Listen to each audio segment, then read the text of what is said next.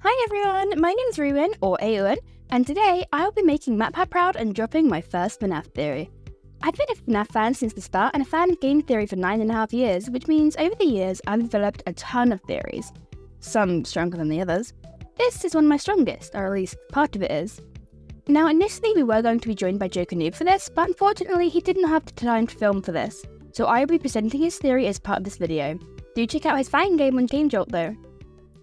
So we're going to start off with the first half of the theory, that Bonnie Bro / Cassie's dad and MCI Jeremy are siblings. Now that definitely sounds far out, but let's go through the evidence. The first is the name of the achievement we get early on in FNAF Help Wanted 2. Remember Jeremy. We get this when we collect our first plushie. A Bonnie plushie. A child's plushie, perhaps. Remember Jeremy. Plushie has the Bonnie mask on it, which is definitely interesting. It could refer to Bonnie Bro, but I think it refers to the missing child, honestly. It makes me think of a little brother, someone who's become one with Bonnie. It's interesting. There are 3 Jeremys within the series, Fitzgerald, MCI, and Help Wanted, but the one that sticks out to me the most is MCI Jeremy. I mean, it makes sense. One piece of potential evidence is the Bonnie mask. Yes, it is likely in reference to Cassie's dad being Bonnie Bro, but it could also be for something else. It could be in reference to his younger brother. Bonnie, something he loved as a child, that his younger sibling ended up loving too, and became.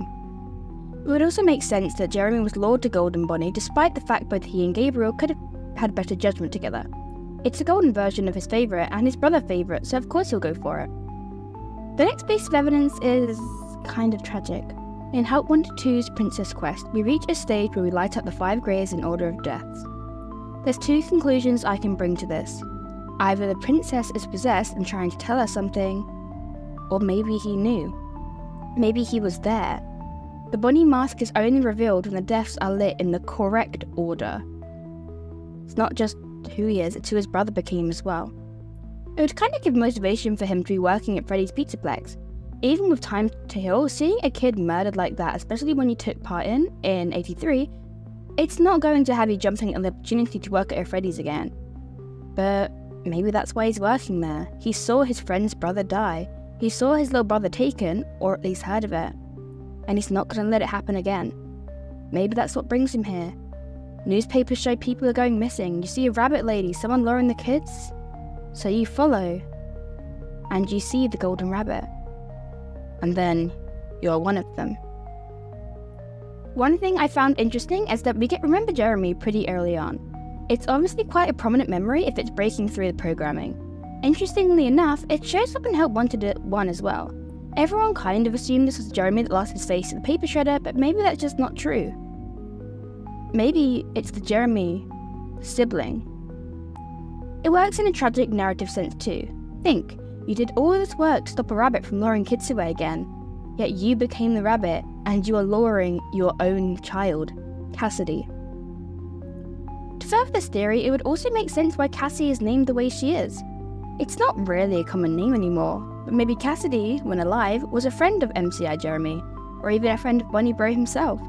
If Cassidy is in Golden Freddy, which is incredibly likely, she died after the MCI, and likely not too long after considering she was before Charlie. Interestingly enough, JokerNoob brought up this would also parallel the FNAF movie. An older sibling, listening to the music to try and remember, tried to find the truth. In Bonnie Bro's case, maybe he was trying to find out the truth as well as protect the kids. The FNAF movie is various parts of FNAF lore in an absolutely delicious movie soup, so it could make sense that this is where that particular bit of plot came from. He also suggested that this theory would parallel the FNAF book trilogy. It's a recurring theme at this point in Freddy's that the older sibling is always looking for the younger sibling, and that would make sense for this theory. Michael knew the answers, he killed his own sibling. His youngest, Elizabeth, he found out later on.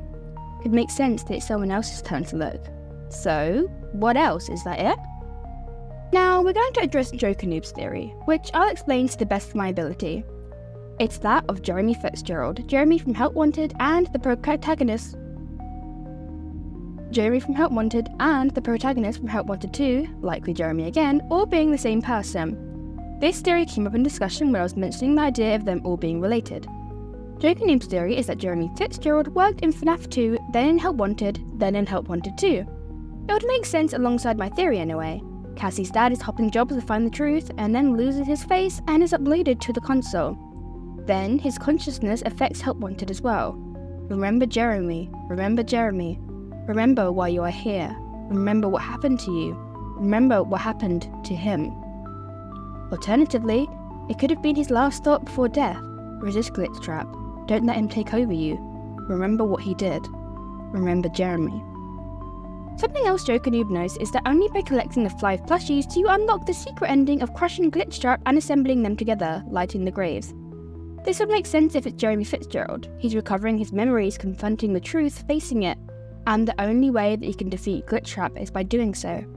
The mask reminds him what he's gone through, the horrors, and what he's fought for. You suffered for those children. Remember the enemy. A small note too, if Jeremy Fitzgerald was a teenager in FNAF 4, he'd be an adult by FNAF 2, which means it makes sense timeline-wise. One offhand detail that I find interesting is that Help Wanted 2 takes place in the broken FNAF 6 pizzeria, where the giant Freddy head is. The giant Freddy head that has been theorised thanks to FNAF book series. I can't remember which one, I'm too broke for the books, I only have Twisted Ones, a fourth closet, I've read Silver Eyes twice, to be a data storage. It's under the raceway too, which means it could be contributing to the power drain on the Pizzaplex.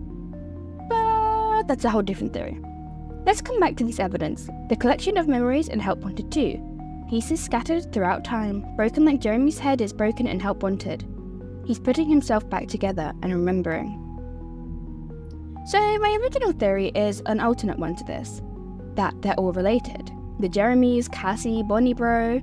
My theory was still not sure where I stand on this still, but they're all related and all lose their faces by Afton. It's done on purpose. Fitzgerald is Jeremy Sr., part of his face bitten off in the famous bite of 87, and he is gone. Specifically, the frontal lobe. Funny that Afton had been tampering with animatronics at this point. Maybe even Bonnie Bro's involvement in the bite of 83 added his face to a criminal record, the one that ended up with the 87 bite. By this point, Bonnie's face is gone too, but only the top half. Like a frontal lobe. Another Jeremy, a father and son. The final Jeremy, named in honour of MCI Jeremy, loses his face to the paper shredder. Perhaps it wasn't that Jeremy resisted glitch trap. Maybe he did exactly what was wanted. His face is gone. A whole generation of revenge by Afton. The evidence for this one is kind of shaky, but one key point is that Jeremy had a lawsuit filed after his death, likely by family. It's known by Tape Girl too, so it's likely a more public case than expected. Maybe the family doesn't want money, they want justice. Decades and decades of pain, and they want no one else to suffer the same fate. So that's about it for this theory. I think there's certainly a basis and interestingly sets up a potential narrative about the other victims of the MCI in more detail.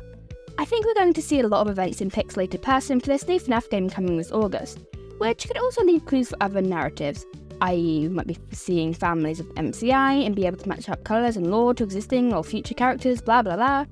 Heck, Fall Fest might not even be about Henry and Afton, but just another family in mourning. And that'll be the end of today's theory. Thank you to JokerNoob for hopping in with his theories today, and remember, FNAF lore is very convoluted, so it is, in fact, just a theory. Please don't copy strike me. Thank you again to JokerNoob for his contributions, and thank you viewers for listening until the end of my first FNAF theory. It's been a long time coming, and I very much enjoyed it. Shout out to JokerNoob's fan game as well, now hiring on Game Jolt. I'll put a link in the description, but it's very scary and very fun at the same time. It's super unique, and the trailer for Chapter 2 just dropped, and I am terrified. I got to voice in the game as well, meaning I got to see a bunch of behind the scenes content, and I can say it looks great. Thank you again, and I am signing off.